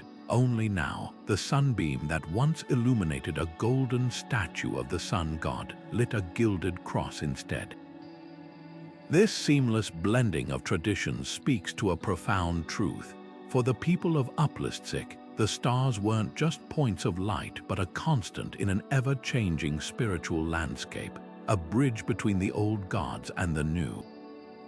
As twilight deepens over the caves, the stones seem to hum with ancient memory. The last rays of sunlight catch on a half-faded fresco where a Christian angel's wings merge with the stars of Cygnus, a silent testament to humanity's enduring quest to map the heavens, not just in stone, but in the very stories we tell about life, death, and what shines beyond. Now our journey through these celestial burial sites draws to a close, but not before one final revelation, a ship buried in English soil where Anglo-Saxon kings sailed into the stars. Beneath the quiet fields of Suffolk, England, the ghostly outline of a ship emerges from the earth, not merely a vessel for the sea, but a chariot for the stars. The Sutton Hoo burial, dating to the early 7th century, is one of history's most eloquent fusions of celestial symbolism and mortal farewell. At its heart lies a 30-yard-long ship, its prow pointing unerringly toward Polaris, the North Star, a fixed beacon Anglo-Saxon navigators called the Ship Star, believing it guided both sailors and souls to their final harbor. But it's the artifacts within that reveal the true depth of this cosmic vision. The deceased, likely King Redwald of East Anglia, was laid to rest with a shield whose boss gleamed with a silver inlay of swirling constellations, a portable night sky meant to light his journey through the afterlife's dark waters. What makes Sutton Hoo extraordinary is how it straddles two worlds. The burial's mix of Germanic paganism and fledgling Christianity reflects a cultural crossroads. The ship's alignment to Polaris echoes Norse myths of the dead sailing to the starry hall of Valhalla, while gold crosses found among the grave goods hint at the new faith creeping across England. Even the ship itself is a paradox buried in earth but oriented to the heavens, its very shape mimicking the curve of the Milky Way as described in Anglo-Saxon poetry. The message is clear: whether pagan or Christian, death was a voyage and the stars were its uncharted sea. Recent spectroscopic analysis of the shield boss has unveiled astonishing details. The constellations depicted aren't random. They mirror the night sky as it appeared during the autumnal equinox, a time linked to Anglo-Saxon harvest festivals and funerary rites. Orion's belt is rendered with 3 garnet-studded dots, while the Pleiades cluster shimmers in delicate gold filigree. Most striking is a serpentine pattern winding through the design, likely representing the Anglo-Saxon sky dragon, a celestial creature believed to swallow the sun and moon during eclipses. This wasn't just decoration, it was a functional map, its symbols acting as waypoints for the king's spirit to navigate the stellar currents. The burial's broader landscape amplifies this cosmic theme. Ground-penetrating radar has revealed that the ship mound isn't alone. It's part of a larger cemetery where smaller graves radiate outward like stars around Polaris. Some contain combs carved with star motifs, others spears tipped with star-shaped iron fittings. Even the soil tells a story. Samples from the ship's outline show elevated levels of phosphorus, a chemical signature of decomposed organic matter arranged in patterns that mirror the Big Dipper. Whether by accident or intent, the very earth seems to whisper of stars. Sutton Hoo's true brilliance lies in its duality. Here, a pagan king's funeral rites were already tinged with Christian symbolism, just as the North Star that guided his ship would soon steer European spirituality toward new horizons. The burial doesn't just reflect a cultural transition, it captures the precise moment when the old gods began to fade, but the stars remained, eternal witnesses to humanity's unshakable bond with the cosmos. As we prepare to unravel the common threads tying these 25 sites together, remember, Sutton Hoo's silent ship still sails, not on earthly waves, but on the endless tides of the night sky. Across continents and millennia, these 25 burial sites whisper a unified message to the stars. But how could cultures separated by oceans and centuries arrive at such strikingly similar celestial blueprints? The patterns emerging from Egypt's pyramids to Mongolia's kurgans reveal 3 unshakable pillars of ancient belief. First, the solstices and equinoxes weren't just calendar markers, they were sacred hinges between worlds. From Grange's winter solstice sunrise to Petra's equinox-lit tombs, these solar extremes served as cosmic doorways, synchronized with architectural precision so the dead could cross over when the veil was thinnest. Second, constellation mimicry wasn't mere decoration. The Great Pyramid's shafts targeting Orion, China's terracotta army pits mirroring the Big Dipper, and even the Grange star idols shaped like the Pleiades all suggest a universal urge to recreate the heavens on Earth. Third, and most profound, was the belief that death wasn't an end but a celestial journey. Whether Vikings sailing to Polaris or Maya kings riding Venusian currents, cultures envisioned souls traversing star-paved pathways to eternity. Yet within this unity lies dazzling diversity. Building materials tell stories of their environments. Egypt's limestone pyramids rose where bedrock met sky, while Micronesia's Nan Madol emerged from coral reefs, its basalt logs echoing the volcanic island's bones. The Guanches carved star maps into volcanic caves. Mongolia's nomads piled earth into kurgans that mirrored the steppes' endless curves, and Cambodia's Angkor builders sculpted sandstone into cosmic mountains.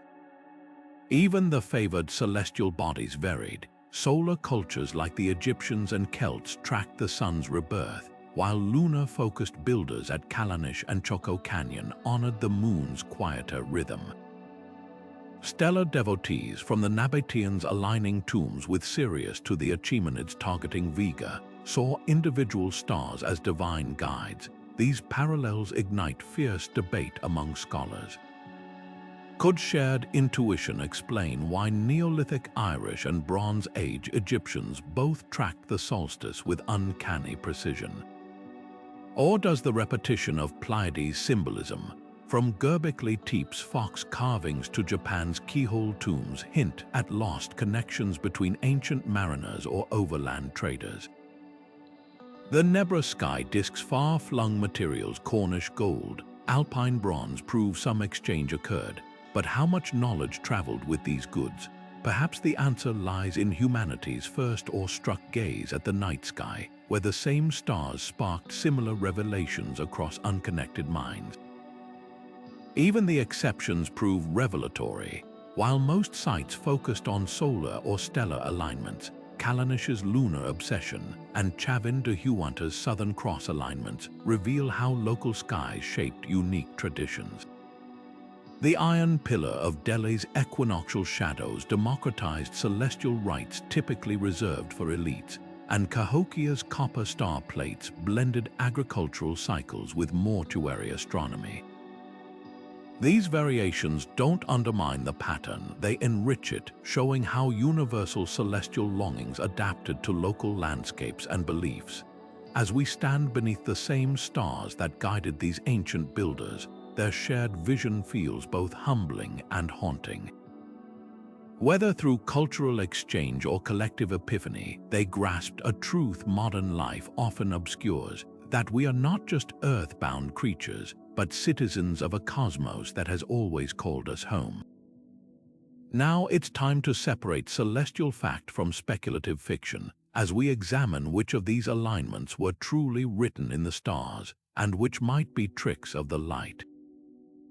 Not every stone that points toward the stars was placed there by ancient astronomers with celestial intent.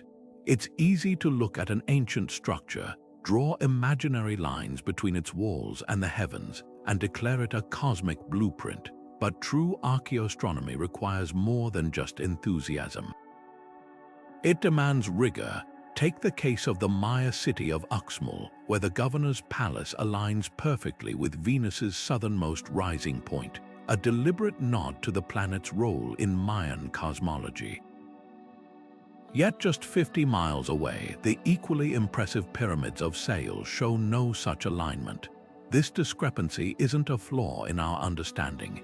It's proof that ancient builders didn't blindly follow a celestial rulebook.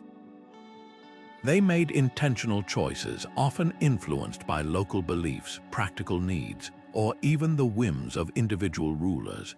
To separate meaningful alignments from happy accidents, researchers employ statistical tools like the Monte Carlo method, which calculates the probability that a particular orientation could occur randomly. When Egypt's Great Pyramid was tested this way, the odds of its shafts aligning so precisely with Orion's belt by chance came out to less than 1 in 1,000, a near certain sign of intent. Contrast that with England's Stonehenge, where early theories claimed alignments with dozens of stars until computer modeling revealed many were statistically insignificant. The lesson: one clear alignment outweighs a dozen shaky ones. Even well-documented sites can fall victim to overinterpretation. The "face on Mars" phenomenon proved how easily the human brain seeks patterns where none exist, a tendency called pareidolia. In archaeoastronomy, this plays out when researchers force celestial connections onto structures with no cultural evidence to support them. Take the pyramids of Teotihuacan. While the Pyramid of the Sun aligns with the Pleiades during zenith passage, neighboring structures like the Pyramid of the Moon show no such precision. Early theorists once argued the entire city was a scaled-down solar system, until excavations revealed its layout actually mirrored the surrounding mountain ranges. The stars weren't ignored, but they weren't the sole blueprint either. This critical lens doesn't diminish ancient achievements, it sharpens them. By acknowledging that not every alignment was intentional, we honor the ones that truly were, like Chichen Itza's El Castillo, where the equinox serpent shadow is too precise to be accidental, or Ireland's New Grange, where the solstice lightbox's engineering leaves no room for doubt. These verified marvels shine brighter when freed from the noise of dubious claims. As we turn our gaze from ancient skies to modern ones, the same principles apply. Wonder thrives best when rooted in evidence. The stars may guide us, but it's up to us to follow their true path. The ancient impulse to link burial rites with the cosmos hasn't faded, it's evolved, finding startling new expressions in the modern world. Walk through today's cemeteries and you'll spot granite headstones etched with constellations, mausoleum ceilings painted like the Milky Way, and even QR codes linking to digital star maps of a loved one's birth date. This isn't just aesthetic whimsy, it's the same celestial longing that guided Neolithic builders and pharaohs, now channeled through laser engraving and augmented reality. Companies like Elysium Space offer star maps in stone, using astronomical software to recreate the night sky as it appeared at the moment of someone's passing, preserving that celestial snapshot in polished granite. Others craft biodegradable urns infused with seeds that grow into trees aligned with solstice sunrises, merging ecology with astronomy in a way that would make the builders of New Grange nod in recognition. SpaceX's space burials take this tradition literally, launching cremated remains into orbit or even to the moon. While critics call it Silicon Valley excess, the ritual echoes the Viking ship burials we explored earlier, sending the deceased on a final voyage among the stars. One particularly poignant service, Celestes, engraves names and messages on titanium capsules that double as cosmic time capsules, their trajectories calculated to intersect with eclipses or planetary alignments. It's a far cry from Mercury rivers in Kinshi Huang's tomb, but the underlying desire remains unchanged, to tether mortality to the infinite. Even urban memorials whisper of this continuity. In Tokyo's Roriden Columbarium, thousands of LED-lit Buddha statues cycle through colors matching the deceased's birth star, while Reykjavik's GPS-mapped graves use satellite coordinates to align plots with celestial events. These innovations aren't just technological showmanship, they're proof that our species still looks upward when grappling with life's greatest mystery. A grieving parent commissioning a star naming certificate for their child, or a widow planting a solstice-aligned memorial garden, isn't so different from an Egyptian priest aligning a pyramid shaft to Sirius. The tools have changed, but the heartache and hope remain. perhaps most telling are the grassroots movements adapting ancient practices for contemporary mourners. Dark sky cemeteries, like the one in Michigan's Lake Forest Cemetery, eliminate light pollution so visitors can literally commune with the stars above their loved ones. Meanwhile, apps like Star Walk allow users to scan a grave's location and see which constellations will be overhead on significant dates, a digital incarnation of the Nebra Sky Disk's portable cosmology. Even traditional religions are revisiting celestial symbolism. Some progressive churches now offer starlight vigils, where mourners gather under the night sky to recite updated versions of the pyramid text's astral prayers. This enduring connection between grief and the cosmos speaks to something primal in the human psyche. Whether etched in stone or encoded in satellites, our farewells still seek the stars, not as distant points of light, but as waypoints in an unbroken journey that began when the first humans buried their dead beneath a watchful sky. Now, as we prepare to explore how you can witness these ancient celestial alignments firsthand, remember, the next time you look up at the night sky, you're not just seeing stars. You're glimpsing the oldest map of the human soul, standing in the shadow of an ancient tomb as sunlight pierces its inner chamber at the exact moment predicted by builders thousands of years ago, is an experience that transcends textbooks, but witnessing these celestial alignments requires more than just showing up. For those ready to embark on their own archaeoastronomy adventure, timing is everything. Many sacred sites, like New Grange, offer exclusive access during solstices through lottery systems that can take years to win. Apply early, and consider lesser-known alternatives like Scotland's Micho or Mexico's Chaltern, where winter solstice crowds are thinner but the sunlight's dance through temple doorways is just as breathtaking. Digital tools can amplify your visit. Apps like Stellarium let you rewind the night sky to match the exact year a site was built, revealing how Orion's belt aligned with pyramid shafts or which stars framed a Viking burial's prow. For daytime alignments, PhotoPills helps calculate the sun's path through architectural features with augmented reality, overlays perfect for decoding Petra's equinox light shows or Choco Canyon's lunar standstill markers. Respect is non-negotiable when stepping into these sacred spaces. While Cahokia's mounds invite exploration, England's Stonehenge restricts inner circle access to managed tours booked months ahead.